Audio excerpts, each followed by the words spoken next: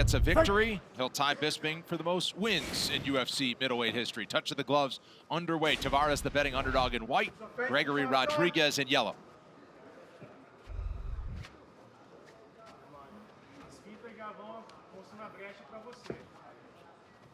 There you go.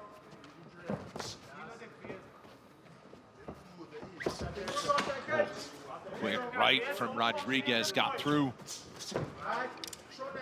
I mean, it's no doubt that Rodrigues hits hard, but you could see the difference. When he touches your guard, it like kicks you back into the fence because he hits so hard.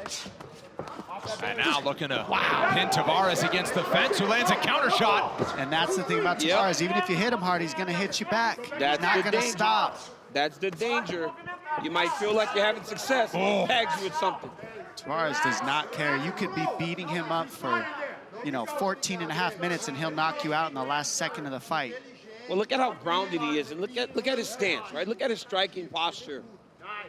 Rodrigues is winning the round because he's been landing more, but you just see that if he makes a mistake, leaves one open, and Tavares will take advantage. And I think we're seeing Tavares ride the fence, so he's got that for defense. He keeps his back foot on that fence so that if Rodrigues looks to put him on his butt, he can use that fence to stand back up like we've seen him do so well. I talk about Tavares' takedown defense, but part of the reason he's so good at defending takedowns is because people are afraid to strike with him, so they're just trying to wrestle him. Rodrigues is showing a willingness to stand and trade. I believe because he's doing that, that will open up those takedown opportunities. Like here, combination, Rodrigues uncorking a power right. Yeah, Rodrigues is giant, and man, does he hit hard. He packs a powerful punch. You could just see it. And it looks to me like Tavares has the speed advantage. Yeah. And when Rodrigues connects, it's just like he's got a little bit more weight or something. There it is. Yep, down on that shot. But he needed to stay on one leg. That entry was so good into the high crotch. He should have wrestled him on one leg opposed to going to the double leg.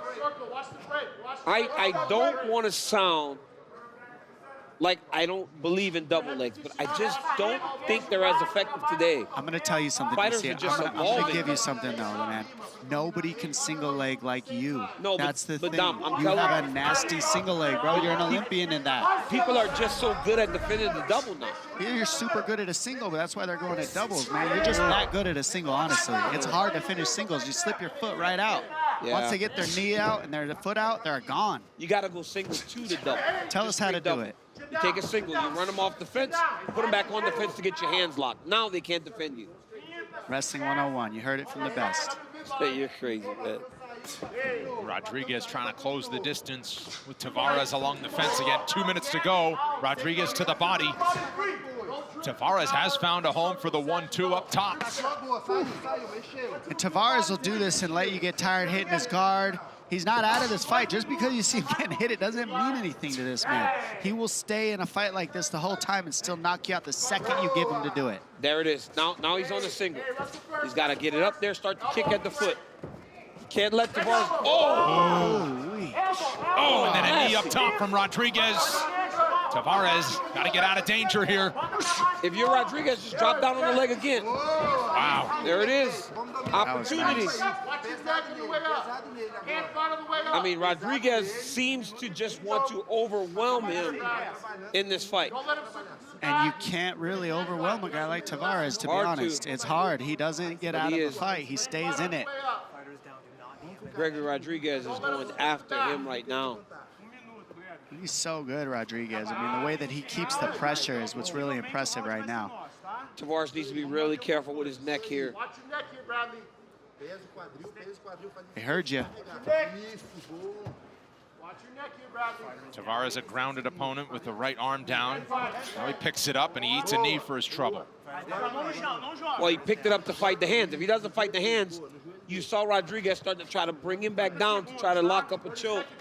Tavares put that hand back down once he got kneed. And this is the rule that is on borrowed time, at least in some. And you could see why. I mean, there's an open, you're opening up your head in the strike to put your hand on the floor so they don't strike you. And it's like, it's a risky position. Yeah. Brad tried to peek out there. He's got to watch himself, yep. You could see that Rodrigues wanted to go to that three-quarter Nelson. Oh, nice knee to the body there by Rodrigues. Great round by Gregory Rodrigues. Round 2 coming up. Fight, you ready? Fight, you ready? Fight! Round 2 underway with a touch of the gloves. The corner of Brad Tavares wants him to own the center of the octagon and not get backed up to the fence. What they want is punches down the center line, and that's a good read by Nixick because you see, when you watch Rodrigues, his head doesn't move from the center line. So throw straight punches, straight down the center, and it'll stop that pressure from Rodrigues. His head doesn't move side to side at all. It stays right there. I also wanted that high kick to finish the combinations. That's what's messing things up, is that calf kick of Rodrigues. Look at the calf of Tavares, it's beat up. And then that sets up that shot. So nice. And we have not seen many people have this level of success wrestling against Brad Tavares. Right now, Gregory Rodrigues has at least put himself in position where he can finish these attacks. And I think the real reason we're seeing that, DC, is the power. I mean, when Rodrigues hits you, you have to respect it. Even if it hits your guard, it launches you back. So once you feel that power, you defend it, that opens up the hips. Tavares keeps the feet to turn and face. Rodrigues 1 for 4 on the takedowns, but at least controlling position here as he lands a knee.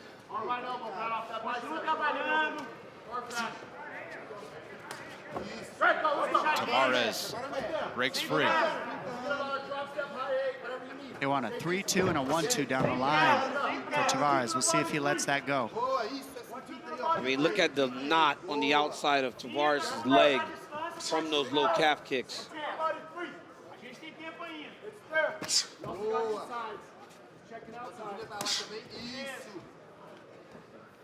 Rodrigues softens it up with another one.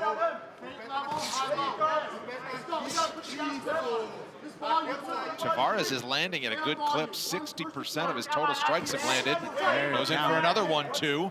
And those are key. You see, Rodrigues doesn't move his head, he just brings his guard up. So the straight line attacks are there for him all day. And that's why they want that left high kick too, because it keeps the straight line attacks set up for Tavares. Well, what Rodrigues cannot do is slow down. If he slows down, Tavares will fight at this pace for 15 minutes. And if you put Rodrigues on his heels, you got a chance to beat him. But if Rodrigues is moving forward, it's hard.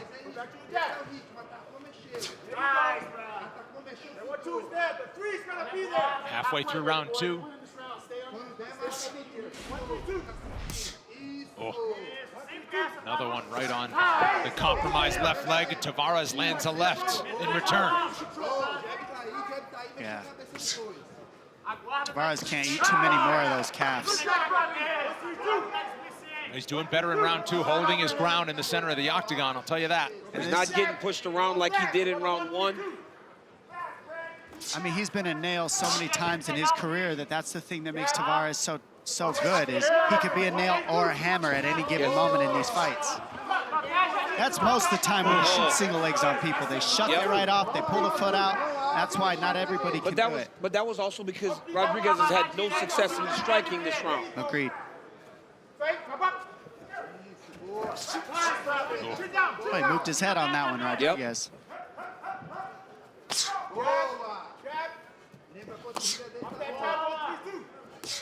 Nice, look at how he threw all 3 of those kicks. Teep, head, low. I mean, and they all look the same. They fire off exactly the same, so you don't know where they're gonna land. Rodrigues' striking looks very sharp, but this we expect from Tavares. Rodrigues is improving in his stand-up at a really high rate. Tavares is winning this round. The way Rodrigues looks in his striking is very high level.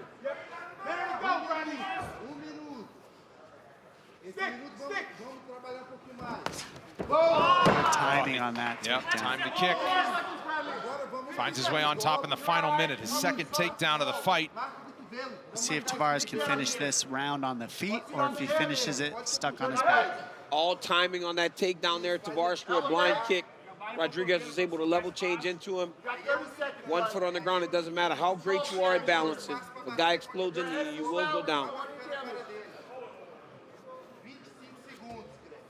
And Tavares from the bottom going 2-on-1 on that left arm for Rodrigues to mitigate the damage as he tries to ride out the final 15.